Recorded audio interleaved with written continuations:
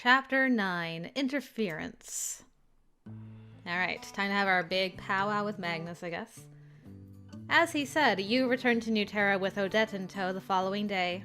We didn't have much time to talk before he left. And I finally got an official update on that situation. The Triad was threatening to use its weight to move for New Terrans to be banned from the surface, until Ventus made a statement on whatever was happening. Solemn was getting more and more frustrated, and Cowrie had requested that Endgame be ready to intervene should violence erupt again. That made me more nervous than anything else. You and Odette were up there now.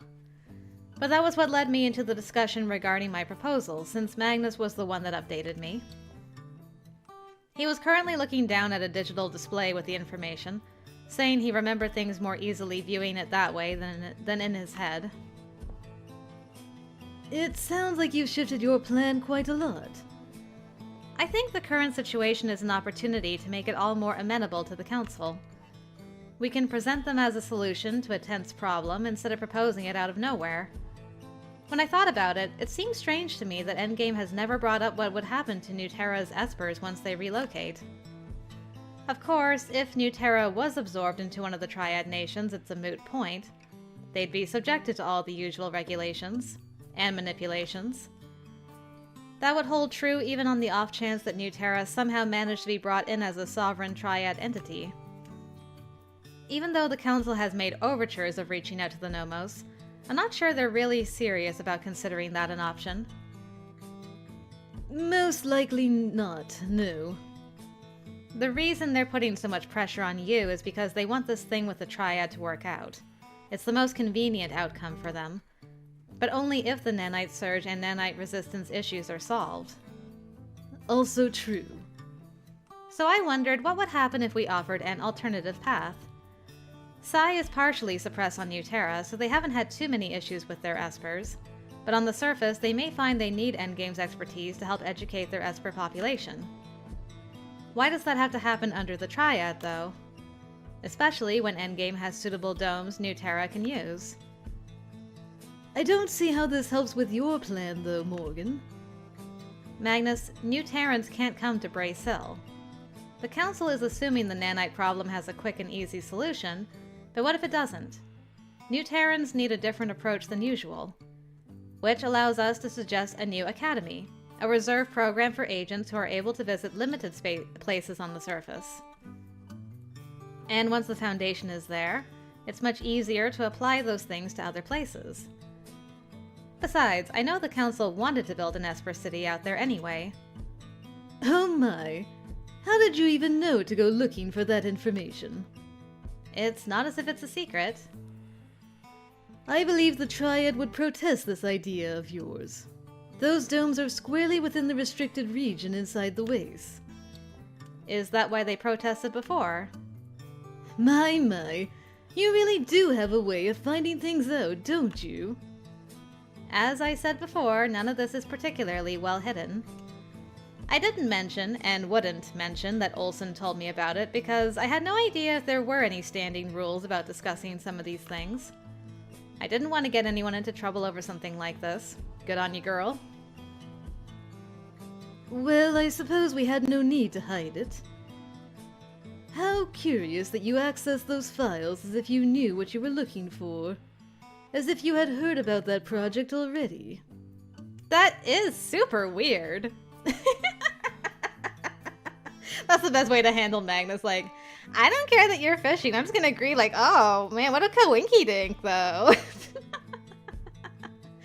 He broke into laughter at that. A dry chuckle at first, before he was laughing hard enough he removed his glasses to wipe his eyes.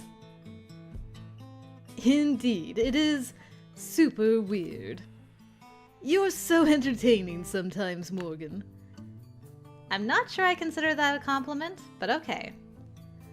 To answer your question, it is part of the reason, yes. The Waste and the fate of the entire Twilight region have always been a point of contention. Many have pushed back on the idea that the entire region belongs to the Nomos, and Endgame's proximity to the situation, by protecting it from incursions, has been a sore point for some time.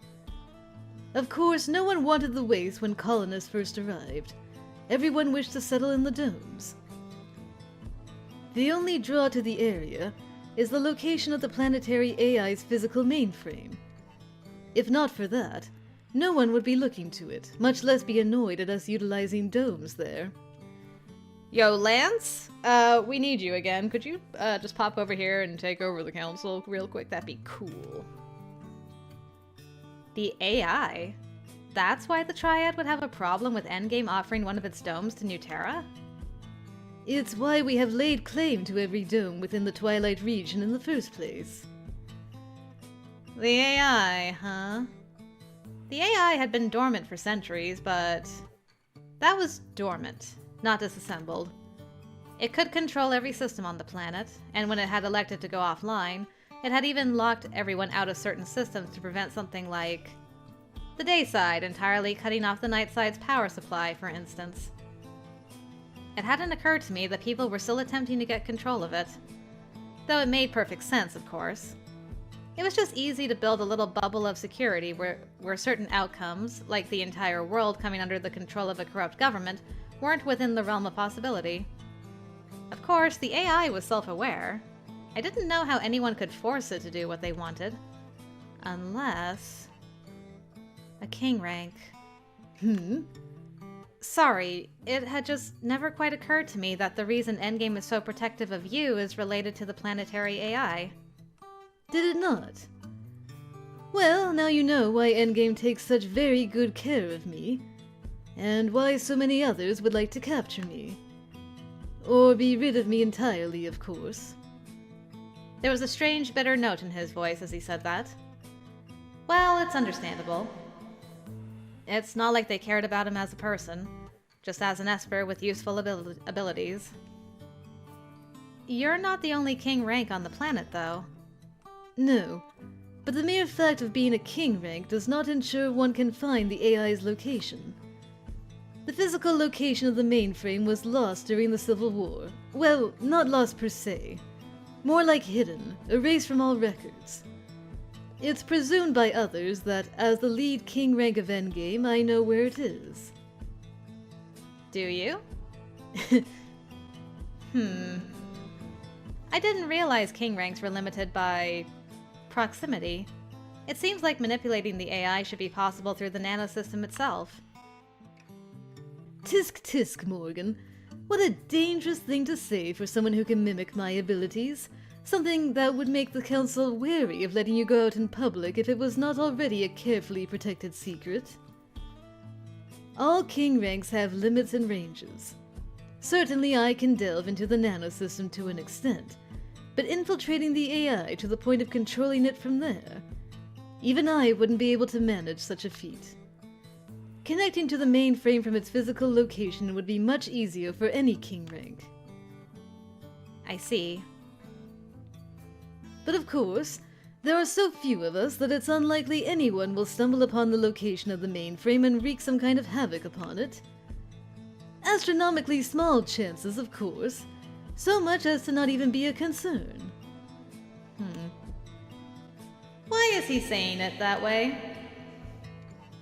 We do, of course, keep an eye on the ways to prevent someone from somehow slipping beneath our watchful gaze and doing something untoward to the AI. But with the F-class becoming more prevalent, that threat increases.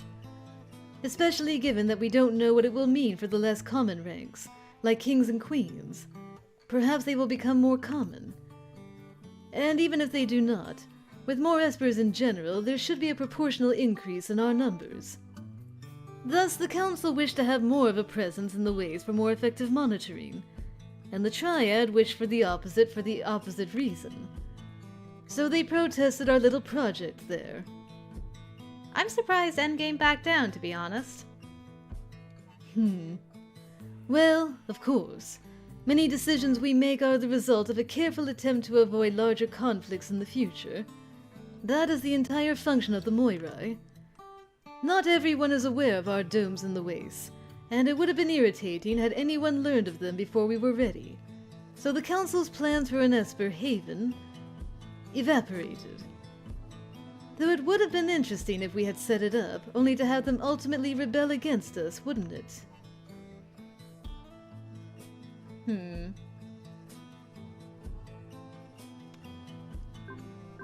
Forgive me for answering a question with a question. Is that what you were hoping for? You, Morgan, have a bad habit of trying to make me reveal all my cards. You has the same bad habit, of course. You're surprisingly well suited to each other in that regard. Mm-hmm. I just believe in honest discourse. I can't work with someone whose motives are secretive. Besides, I think I can come to a reasonable conclusion on that, whether or not you verify it. Given what I know of your opinions of this organization, I can assume you were hoping for an Esper City to do exactly what you said. Rebel against Endgame's control. Indeed. A city of Espers that refuses to be a part of this organization, that refuses to be regulated. I do believe Endgame, that society needs that. It isn't only Endgame that tramples dreams or treats lives callously. New Terra, the Triad, Endgame, Crimson, Noir, and many others. You've seen the fallout, to your own life, to the lives of those on New Terra, to myself, to you, even. You is perhaps not what I would call a friend, but he is one of few people I find myself willing to respect. I am not unaware that he, too, has suffered due to the society's strange relationship with Espers. I think you considers you a friend, you know. Perhaps, though that is not the topic at hand. The point is that Espers were an inevitable development on Arcalis, and Endgame was a necessary response to a serious threat. But it's time for things to change. And yes, I will accept any opportunity to effect that change, no matter where it comes from or how it presents itself. Including watching one of Endgame's pet projects turn against it. Watching it happen or encouraging it to? I knew it was the latter, but I kept the thought to myself anyway. If you think there should be a city of Espers outside of Endgame's direct control, then it makes even more sense to encourage the Council to offer one of its domes to New Terra. Because under my plan, Endgame would be present, but not in control. Yes. I had considered those domes a separate matter, but perhaps... He seemed thoughtful as he leaned against his desk, twirling a stylus between his fingers. Certainly it's true that implementing a new standard and protocol for one location means it's far easier for those ideas to spread. Others will want those same exceptions to be implemented elsewhere. And we can't make the same claims for clinging to territory while touting ourselves as trying to help society. But if Endgame insists on having a presence nearby, then I don't think the Council can make the argument that the AI could be in danger. That is true, I suppose. He seemed very deep in thought about it for some reason.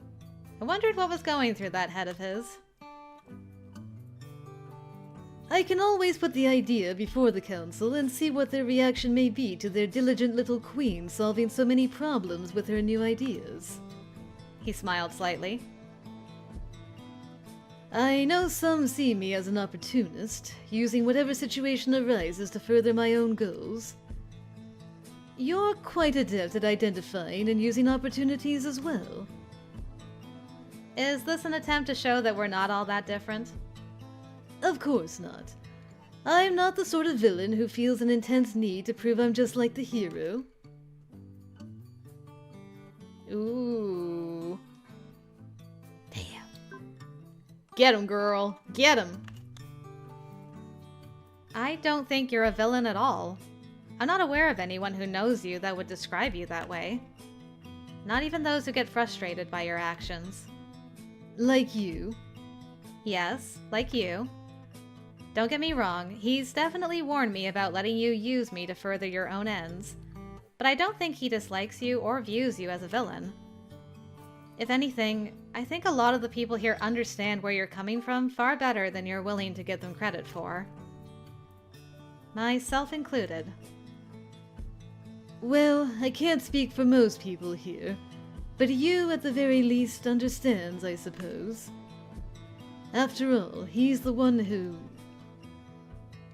Who? Yeah, do you want to finish that? Don't leave me in suspense, Magnus!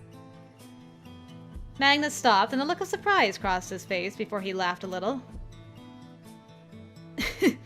It truly is remarkable how both you and he have the irritating tendency to make me reveal more of myself than I would like. Not that I was trying to do that. At any rate, I believe Yu doesn't disagree with me on Endgame's need for change. If he did, he would have done more than warn you about me. And he would have warned me to stay away from you, but he did not. Yet. And as for me being an opportunist, Magnus, I wouldn't be suggesting this if I didn't think it was a good option for New Terra, one that will benefit the people there. I think it's wiser to find a solution that gives everyone space to breathe, and one that doesn't pressure you until he breaks trying to solve a complicated medical issue would be nice as well. So it was concern for you that sparked this roadmap idea of yours. How touching. It'll just be better for everyone to show the Council a more convenient way to be involved with New Terra's population than relying on the Triad. I wonder if they will truly be unaware of the potential snowball effect of implementing new strategies for the sake of New Terra. If they can see the endpoint of a dilution of Endgame, I imagine they will reject the idea. All we can do is try. Yes, you're right, of course. As long as the Council sees benefits for themselves, they are likely to consider the idea. They respond best to being backed into a corner, but perhaps a carrot on a stick will work this time as well. I'll keep you apprised of any developments. Alright. Well, now we wait. Magnus and I wrapped our meeting up a little while later, and I was feeling better when I left his office. He had a few action items to work on and promised he would start feeling out where the Council stood, with some of the more reasonable members. I assumed that meant his mother. And now I just had to wait to hear how it went. That evening, I found myself in the lounge, watching the sun set over Brasil again. I had a light dinner earlier, but now I was standing at the window, staring outside, wondering how things were on New Terra. If Yu was okay. If he was resting. Probably not. You sure spend a hell of a lot of time standing in front of that window these days. Ah, Caleb. I don't spend that much time here. Please. I've caught you standing there more times than not lately, and you know it. He joined me, holding a steaming cup in his hand. Not with Ari tonight. I don't spend every waking hour with that guy. Could have fooled me. Just most of them. Only because most of my waking hours involve work, and we're on the same team. Sure. Hey. You're not standing here fretting about you being up on New Terra, are you? Not fretting, no. But the thought of whether he's okay crossed my mind. It's not the only thing I'm thinking about, though. He studied me a moment before turning his gaze back outside. Well, I expected you to be standing here plotting your dramatic takeover of Endgame anyway. I feel like I wouldn't be plotting that out in the open. You and Magnus aren't exactly being subtle about it. Because we're not plotting a takeover. Too bad. I'd be up for one if I got to punch a few council members. You know what? I like that out of you. If you want to start a revolution so badly, why haven't you done it yourself? Dunno. Too used to how things are done around here, I guess. The usual answer. No one thinks to question it until someone like you shows up, which, to be clear, no one like you has shown up here before. I wasn't keen on the way we apprehended you from the start, but I guess I didn't think too much about whether or not you could be legally considered a danger. Especially after you dropped a damn building on me. That is not quite what happened, and you know it. Listen, while we're on the subject of that day again, I'm sorry that I acted like such a dick. I never really said it before, but you know. You know what? Thank you. I think that's the biggest apology so far in this game. I appreciate that. You're apologizing for that now. 2 months later? Better than not apologizing for it at all. Look, we had shitty orders to carry out and Jack was lurking around. You weren't being cooperative, things weren't going as planned. I was stressed. Literally none of that was my fault, including my not being cooperative. I thought I was being kidnapped.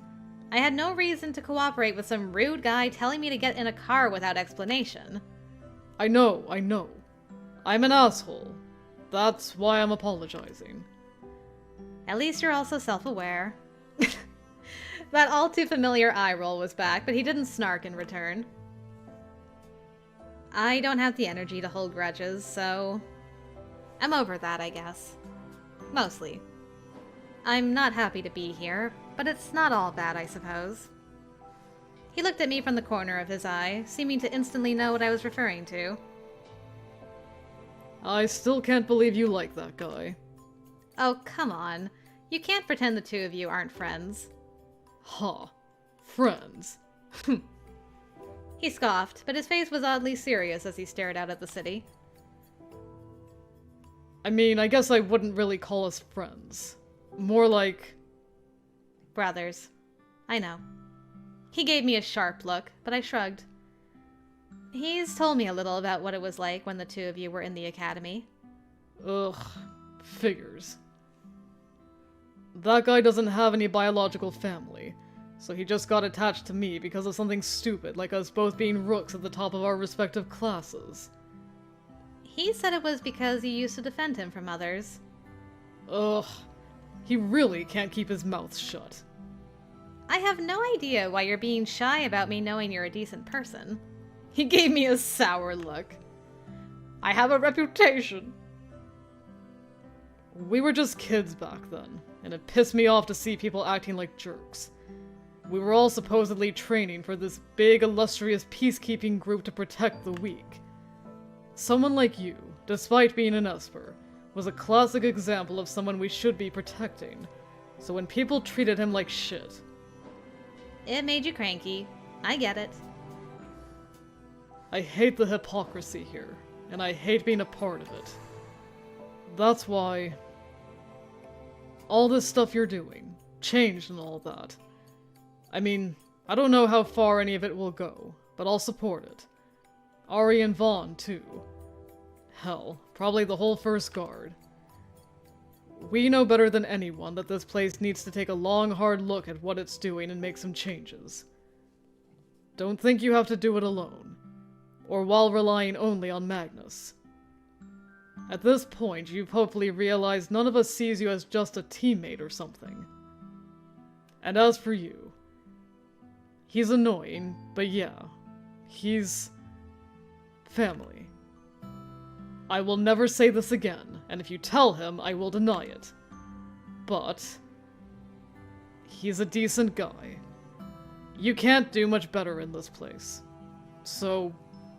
you know, don't be too mean to him. Aw, Caleb, you do have a heart. Yay. This is one of my favorite interactions with you, and it wasn't even on your route.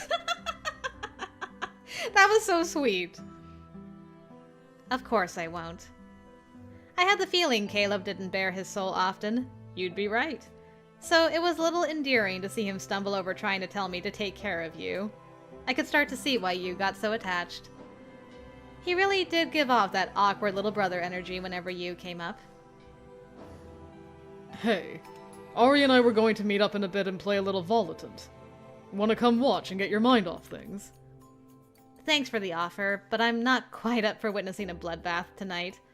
Maybe another time? Sure. Just let me know when you're in more of a bloodbath sort of mood. Poor Ari. Unfortunately, I didn't hear from you before bed. With him so far away and on New Terra, I couldn't just send him a message through the endgame system either. Using the official channels for a personal message wasn't allowed without going through the admin. I hope he's okay. It would be nice if the council ran with my ideas and eased some of the pressure on him right now. It was the last thought I had before falling asleep. Okay. A survey mission? Why is he sending us for this? We have literal teams that handle this stuff. What are we supposed to do there? Perhaps he has concerns that someone dangerous has begun living in the dome. It would make sense to send a combat unit in that case. Then why the hell hasn't he said so? I cannot say. A survey mission to Endgame's domes in the waste, out of nowhere. Yeah, this was related to our discussion for sure. But why did he need to send me there in person? What was Magnus aiming at? The dome we were going to survey was the smallest of the domes in Endgame's control and was officially named Veneta. It wasn't the one Endgame had originally targeted for their city either. Curiouser and curiouser. If everyone is ready, we should be off. This shouldn't take long. We are not flexible. Guys, I think now's the time. We're kind of like a little more than halfway into this route and plot's gonna start plotting more and more. I think it's time to bring you onto the loop. Just keep everything in the open. Like, look, Magnus be Magnusing, but I ain't Magnus, so I gotta tell you. Wait, before we go, there's something you should all know. Is everything okay? It's fine, but I think I have some additional context for what's going on today. Not all of it, but at least more than what we were given as a briefing.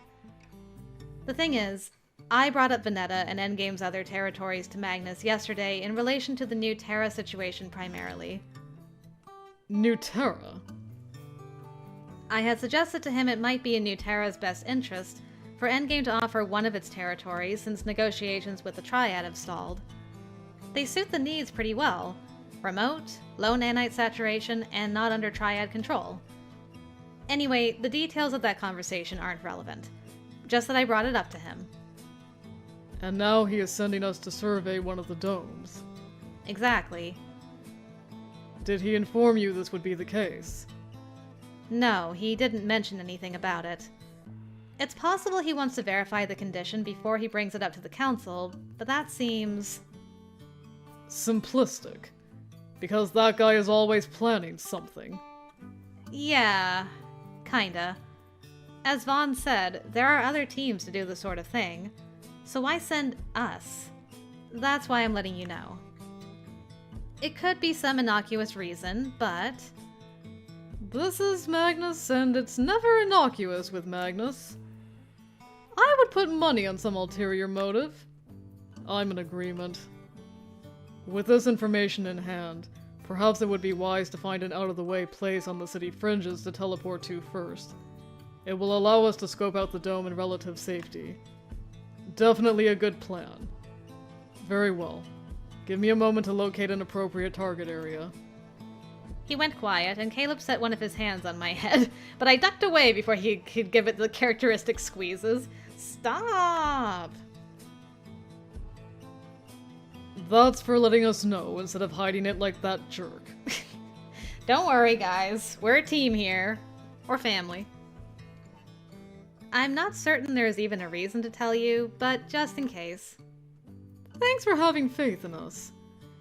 Now I just wish that guy would. I'm going to definitely have Mara bully him for this one if we can find anything weird there. I've located a suitable area. Step closer, please.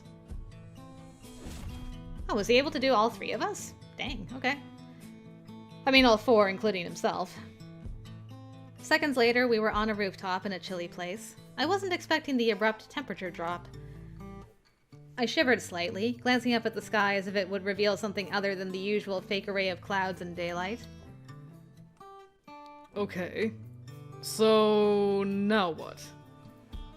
There are people located toward the center of the dome. Not a small group, but I'm not sure how many. Dozens. No, far more than that. Possibly several hundred. We're fortunate we teleported here to the outskirts. Well, glad I spoke up. I expanded my sphere as well, just enough I could catch sight of the group in my peripherals.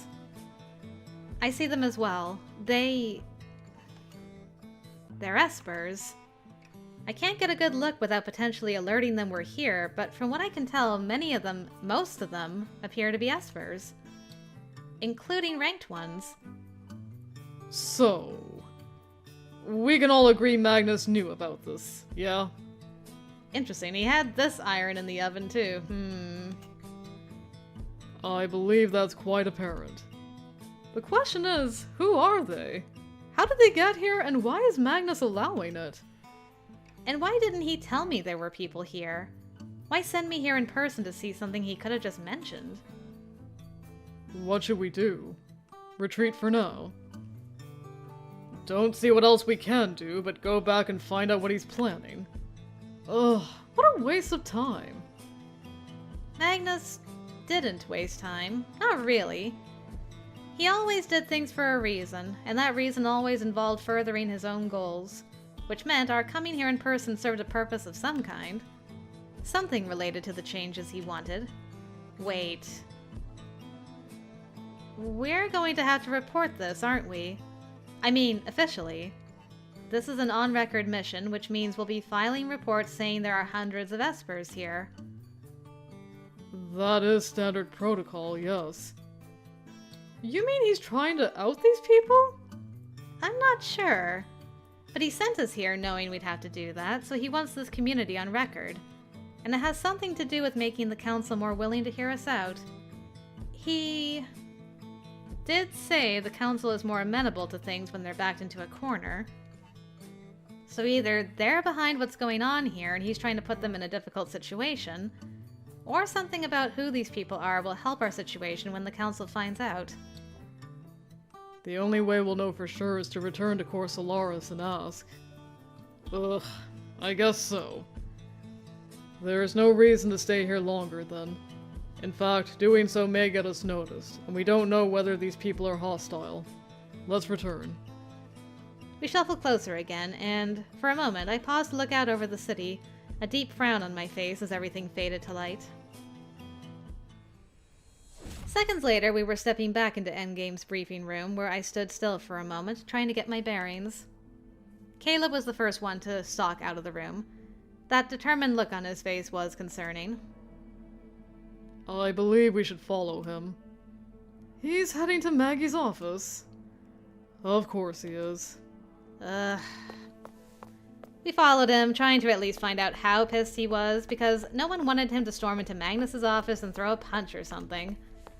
As we jogged down the hall, Vaughn hurriedly explained to me that Caleb got particularly irate when Magnus hid things or tried to manipulate situations like this. All the behind-the-scenes puppetry, as she called it, was an ongoing point of contention between them. Caleb didn't even bother to take the lift to Magnus's office. No, the entire Queen's Guard attempted to run up several flights of stairs after him while he ignored us. I was certain we all looked ridiculous. Especially you and Ari looked the most ridiculous because you could have just teleported to in front of Magnus's office and stopped him. Why did you run? Why are you running? Why are you running? Guys. One collective brain cell between all four of you. I was out of breath by the time we reached Magnus's office and caught up to him. I was just about to warn Caleb that I sent someone else inside, but he burst through the door before I could, half kicking it open. Damn it, Magnus! What are you playing at? You could have warned us there were espers living in Veneta! He stopped short in the door, and I barely heard the muttered shit. Let me guess, Mom's visiting? Yep. What is this about? Oh my. Temper, Caleb. Charisse, I will of course give the council a full report on this later on, but for now I believe I need to speak with the Queen's Guard alone. If you please. Of course. I'll look forward to your full report, Magnus. She asked nothing as she left, which surprised me. Her taking it in stride and leaving when asked was more unnerving than it would have been had she demanded answers. As she walked past us with a faint smile, I couldn't help but wonder if Magnus had planned this part too. I hope not, for his sake. Caleb looked like he was a few seconds from committing a murder. The rest of us filed in, and, when the door shut, Magnus smiled. Ari positioned himself right next to and slightly behind Caleb because he was definitely preparing to hold Caleb back if needed. 14 minutes and 33 seconds. Less than 15 minutes total, as expected. Actually, I somewhat expected you to be back in less than 5, but I suppose you took some time to talk over the issue after all. I would say I'm looking forward to hearing your report, but I already know what it entails. So let's skip to the next step and discuss what we're all going to be doing about it.